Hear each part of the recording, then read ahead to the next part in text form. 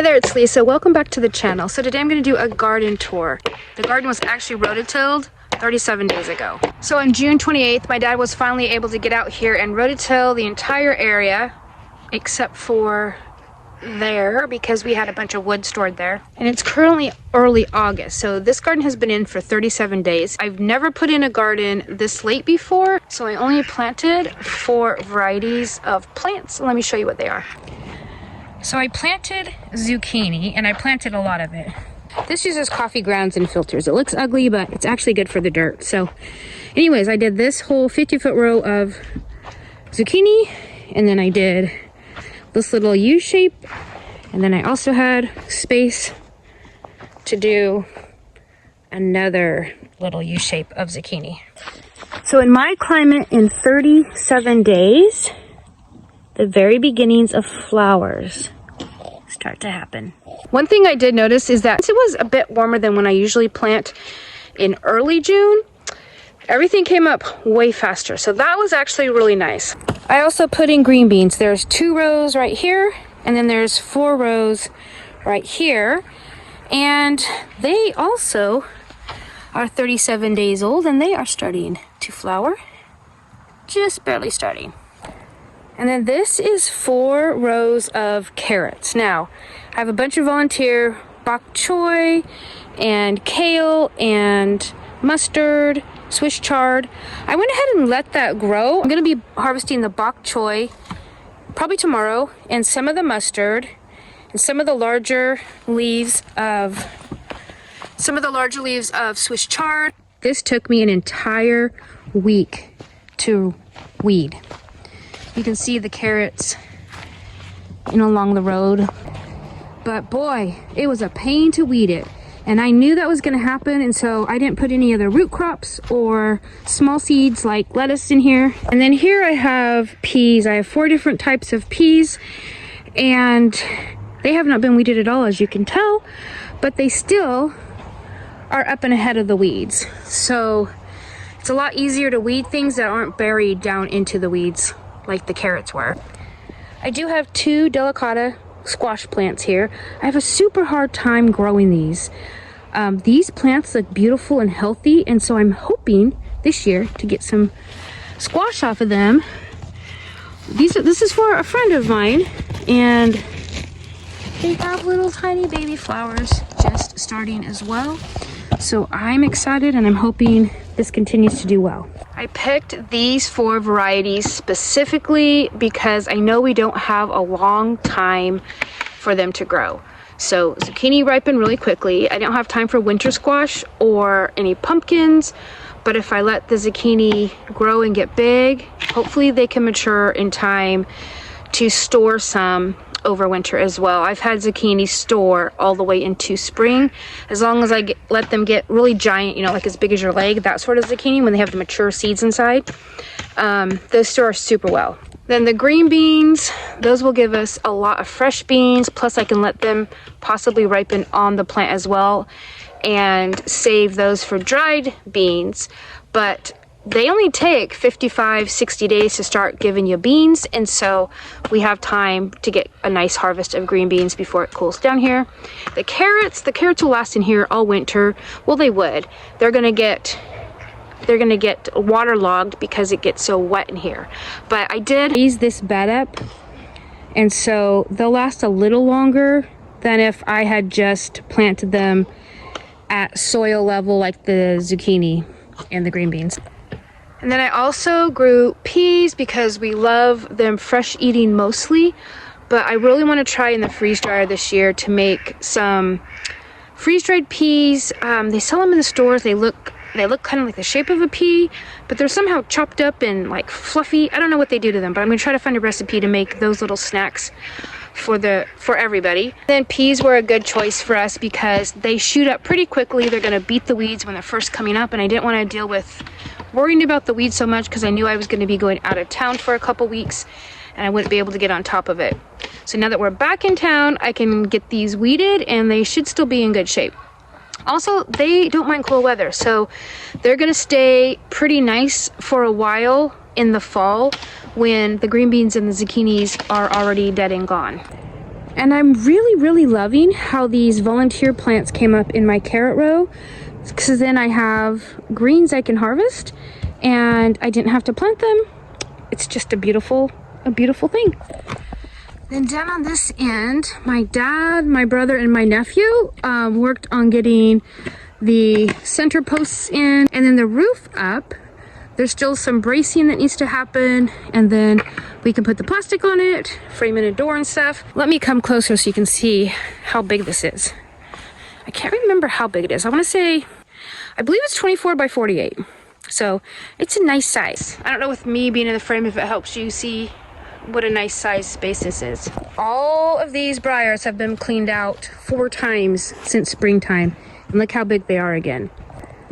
So this is going to be a problem. I'm going to look into some heavy duty landscape fabric to try to smother these all out once I weed eat them again, because I don't want the briars touching the plastic sides of the greenhouse and ripping them. So this is my big garden. Let me go show you the other areas that I have planted. I have had such a problem this year with deer. The deer even ate off the potato tops, which is super annoying because I've not known them to do that before. I think it's deer. They're literally just chopped off at the top, and I didn't think deer ate potatoes, but something did. The potato bags actually look empty, but they've just died back. And I always let them sit in here for a bit before I harvest them. I let them dry out before I start to dig down and pull the potatoes out. Beautiful, huh? But I just let them kind of sit in here a couple weeks and then pull them out and cure them. But this is what was happening to all of my potato plants. They're just getting chomped up at the very top. I've decided to make this bed into a kale bed. Just have all of it kale. So I'm letting all of these plants go to seed, and then the seed, they'll just drop it and it'll just replant itself, and we'll just have a perpetual bed of kale. That's what I've had happen unintentionally the last couple years, and then I try to interplant in there. I'm just gonna let it all go to kale because kale is like super healthy for you. I've had to put deer netting on everything because the deer just kept coming through and just chopping everything off, eating all the tops of the strawberries. And then over here, they're chopping off and eating a lot of the kale and other plants. They've just completely pulled out. They've pulled out complete lettuce plants. I've replanted several pockets. Every pocket that's replanted with the younger plants, it's because the deer just munched off whatever was in there. Another problem I'm having in the green stalks is the slugs coming through and just eating everything off. I've seen slugs. I've found slugs like in the corners of these. I know they can burrow down under dirt. They don't like cilantro, thankfully. Little spinach that the deer didn't chomp. Lovely. This one has had a lot of slugs in it, or maybe 1 or 2, and they just went down and ate all the stuff. I have the problem with my seedlings too. The slugs are coming through, and in the evening I'll come and pick slugs off of these. I have a solution that I'm going to work on with this, but these had plants in them and the plants are gone. Some of them are partly eaten. You can see the slug slime on that one, but I need to get these transplanted anyhow. Yeah, it's really, anywhere I've put these, the slugs are finding them. And in the summertime, I really don't want to start my plants indoors under the grow light. I want to start them outside, but I've put them in several places and the slugs are finding them and just killing them. So that is a problem I've had as well. I need to figure out where to grow my transplants outside in the summertime so that I don't have to use the grow lights inside. In the past, I just grew them inside, but I was trying to get away from that in the summer. I mean, we have sun. Okay, maybe that's a lie, but we do have light. And all the herbs are doing fantastic. Thankfully, the deer don't eat them.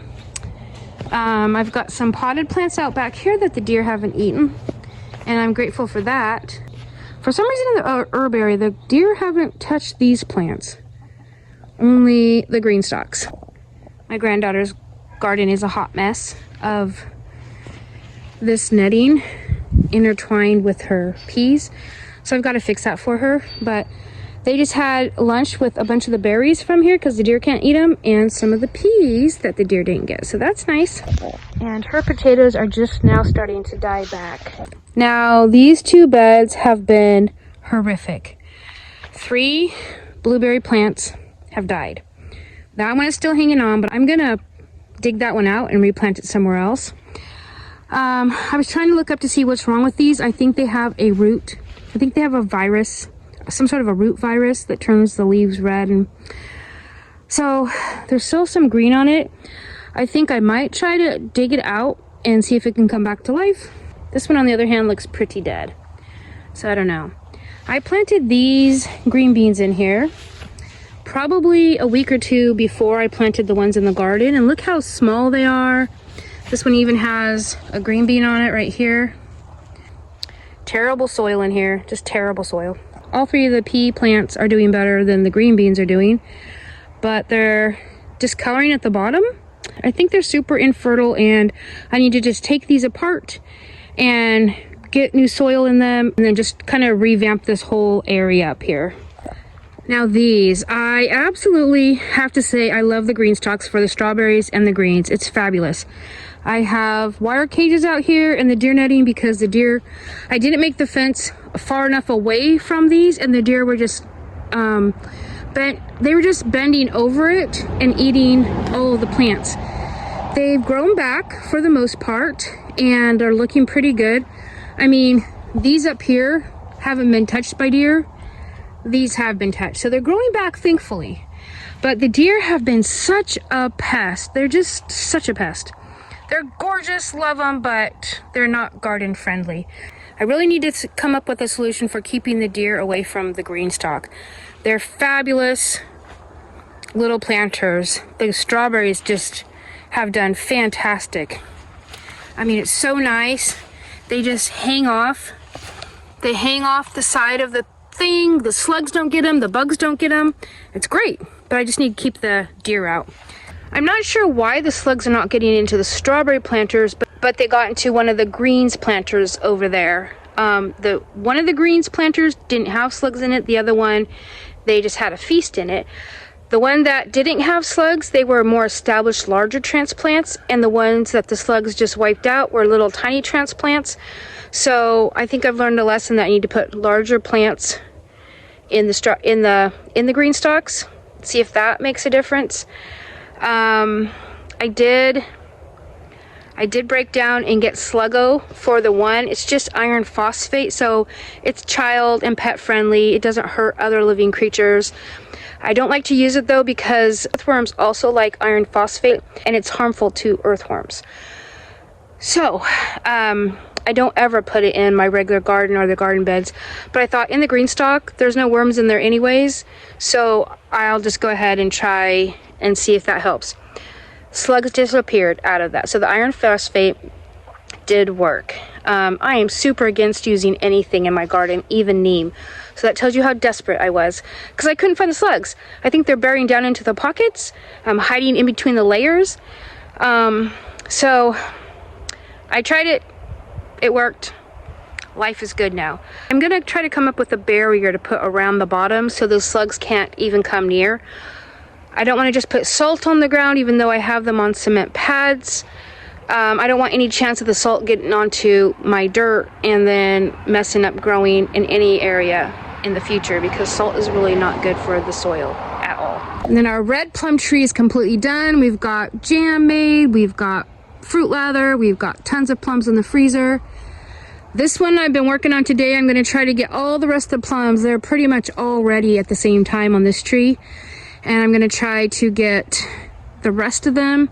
You can see the bottom ones are all done. Now I'm using a ladder to try to reach up and grab the top ones and put more in our freezer. This takes a lot of time, but when they're gone, they're gone. And last year we didn't get plums because we had too cold of a winter. And right when they were blossoming, there was snow, which is not normal for here. And there was snow for more than one day. And so there were maybe 3 plums on one tree, and I didn't see but maybe 2 plums on that one.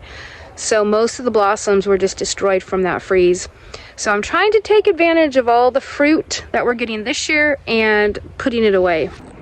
The pears are not ready yet. This apple tree is ready, so I've been canning a bunch of apples. And then these 2 apple trees won't be ready until fall. So we've got an early apple that doesn't taste good, but it makes a great sauce. And then these are wonderful eating apples. I desperately need to get the hazelnut and And the kiwis replanted in some permanent space and out of these buckets. If you're interested in gardens, chickens, preserving food, go ahead and subscribe because that's what this channel is about. See you next time.